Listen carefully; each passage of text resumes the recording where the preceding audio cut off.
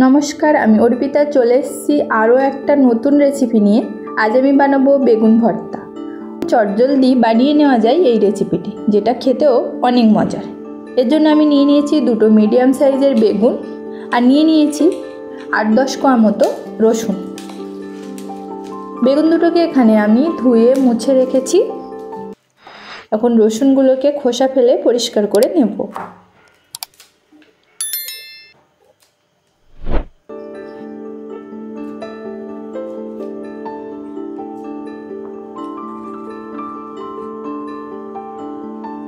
রসুনগুলোকে আমি পরিষ্কার করে নিয়েছি। এখন বেগুনগুলোতে আমি ছুরি দিয়ে 1 ইঞ্চি মতো করে কেটে নিচ্ছি। চারিপাশে ঘুরিয়ে ঘুরিয়ে আমি বেগুনগুলোকে এভাবে কেটে নেব।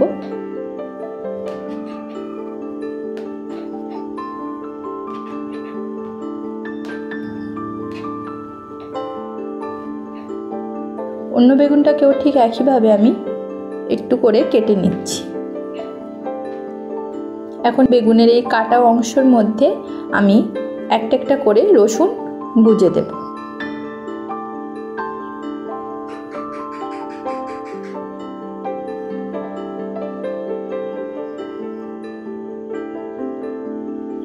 দেখুন সব রসুনগুলো বেগুনের মধ্যে ঢোকানো হয়ে গেছে। এখন বেগুন দুটোর উপরে দিয়ে দিয়েছি অল্প পরিমাণ সরষের তেল এবং বেগুনগুলোকে ভালোভাবে সরিষার তেল মাখিয়ে নিয়েছি। অন্যদিকে গ্যাসের ফ্লেমটাকে অন করে দিয়ে একটা রুটি সেকা জালের উপরে বেগুন দুটোকে দিয়ে আমি এটাকে পুড়িয়ে নেব। একটু সময় নিয়েই বেগুন দুটোকে আমি পোড়াবো। এই সময় গ্যাসের আঁচটাকে মিডিয়াম টু লোতে রাখতে হবে, না হলে বেগুনগুলো তাড়াতাড়ি পুড়ে যাবে, কিন্তু ভেতরটা ভালোভাবে হবে না। এই জন্য এই সময় জালটা একটু আস্তে রাখতে হবে। এখন আমি বেগুনটাকে ঘুরিয়ে ঘুরিয়ে এপিট ওপিট করে 10 মিনিট থেকে 12 মিনিট মতো সময় ধরে এটাকে হালকা আঁচে পুড়িয়ে নেব।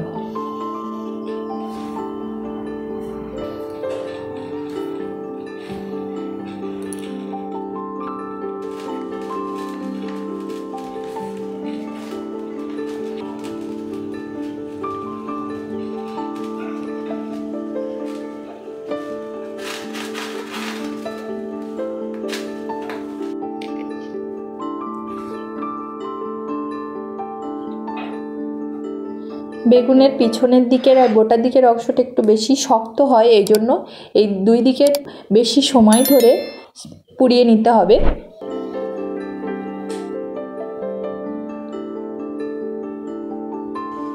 দেখুন বেগুনের রসটা অনেকটাই শুকিয়ে এসছে।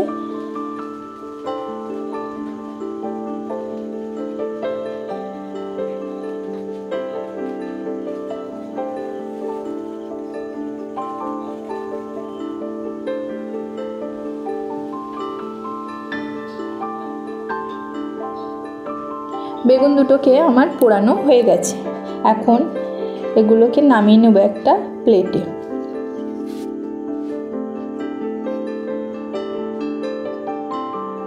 অন্যদিকে একটা লোহার শিকের মধ্যে আমি দুটো টমেটোকে গেঁথে নিয়ে এই দুটোকেও গ্যাসের ফ্লেমের ওপরে ধরে একটু সময় নিয়ে পুড়িয়ে নেব।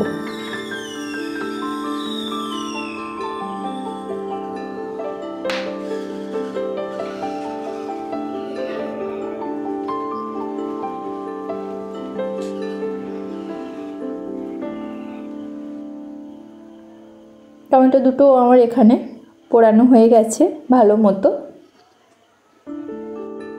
এখন এগুলোকেও আমি নামিয়ে প্লেটের মধ্যে রাখছি। ঠান্ডা হয়ে গেলে একটা বাটিতে আমি নিয়ে নিয়েছি কিছুটা পরিমাণ জল। এখন জল হাত দিয়ে বেগুন ও টমেটোর খোসাগুলো আমি ছাড়িয়ে নেব। খোসা ছাড়ানোর সময় হাতে জল লাগিয়ে নিলে খুব তাড়াতাড়ি খোসাগুলো পরিষ্কার করে নেওয়া যায়।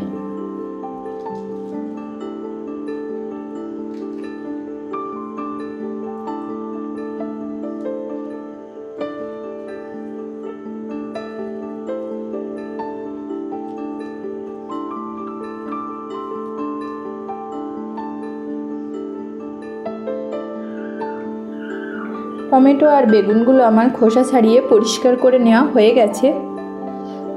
এখন আমি বেগুন দুটোকে চপিং বোর্ডের উপরে নিয়ে নিচ্ছি। ছুরি দিয়ে বেগুনের বোটা দুটো কেটে ফেলে দেবো।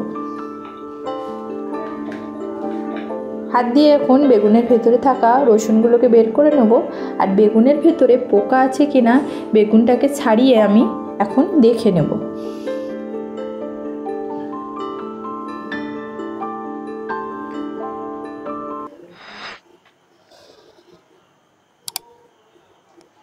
অনেক সময় বেগুনের ভেতরে পোকা থাকে যেটা বাইরে থেকে দেখা যায় না, সেক্ষেত্রে বেগুন পোড়ানো হয়ে গেলে বেগুনটাকে এইভাবে ভাগ করে ভেতরে পোকাটা দেখে নিতে হবে। এখন বেগুন দুটোকে আমি ছুরি দিয়ে একটু একটু করে কেটে নিচ্ছি, না হলে এর মধ্যে লম্বা লম্বা আঁশের মতো থেকে যায়। বেগুনগুলো আমার রেডি হয়ে গেছে। এখন রসুনগুলোকেও আমি ছুরি দিয়ে সুন্দর করে কুচিয়ে নিচ্ছি। এখানে রসুনগুলো সিদ্ধ হয়ে গেছে। রসুনগুলো আমার কুচিয়ে নেওয়া হয়ে গেছে। অন্যদিকে টমেটো দুটোকেও আমি এখন কেটে এর ভেতরের বোটার শক্ত অংশটাকে ফেলে দেব।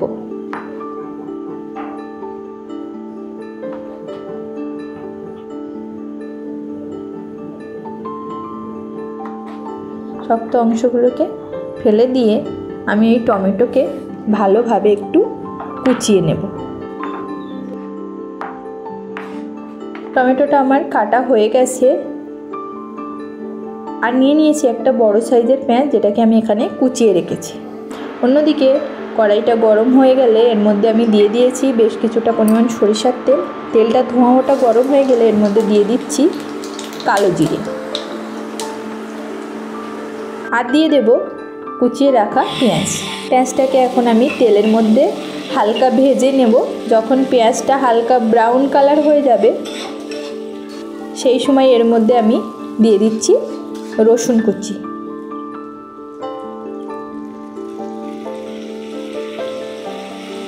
এখন পেঁয়াজ আর রসুনটাকে আমি তেলের মধ্যে বেশ কিছুক্ষণ ভালোভাবে ভেজে নেব।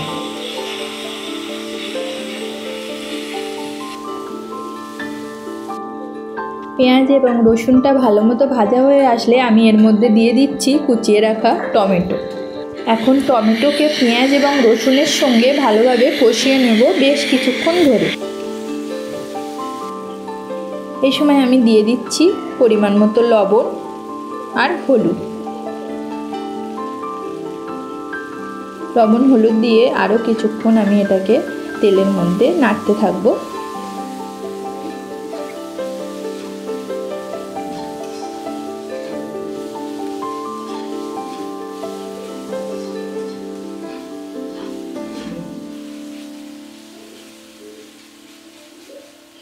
ঝালের জন্য এর মধ্যে আমি দিয়ে দিচ্ছি সামান্য একটু মরিচ গুঁড়ো। আপনারা যদি ঝাল বেশি পছন্দ করেন তাহলে এই সময় কাঁচা লঙ্কা কুচি দিতে পারেন। মশলাটা আমার তৈরি হয়ে গেছে। এখন আমি এর মধ্যে দিয়ে দিচ্ছি বেগুন। বেগুনটাকে আমি এখন মশলার মধ্যে ভালোভাবে মেশাবো। এইভাবে নেড়ে নেড়ে আমি এটাকে রান্না করব বেশ কিছুক্ষণ ধরে। এই সময় ঘন ঘন নাড়তে হবে, না হলে কড়াইয়ের নিচে বেগুনটা লেগে যাবে। এইভাবে নেড়ে নেড়ে আমি বেগুনটাকে 5 থেকে 6 মিনিট ধরে রান্না করব হালকা আঁচে। যতক্ষণ না বেগুনের ভেতরের রসটা শুকিয়ে আসছে ততক্ষণ আমি বেগুনটাকে রান্না করে নেব।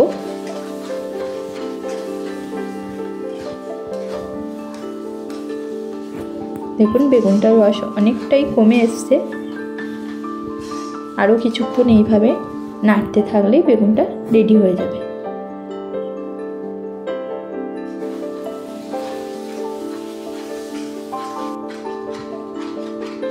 বেগুনটা অনেকটা শুকিয়ে এসছে, শক্ত হয়ে এসছে, রেডি হয়ে গেছে আমার বেগুন ভর্তা। এখন পরিবেশন করব। রেসিপিটা কেমন লাগলো কমেন্টে জানাবেন। ভালো লাগলে লাইক শেয়ার আর চ্যানেলটিকে সাবস্ক্রাইব করে দেওয়ার অনুরোধ রইল। আজ এই পর্যন্ত, দেখা হবে অন্য কোনো দিন অন্য কোনো রেসিপির সঙ্গে। ধন্যবাদ।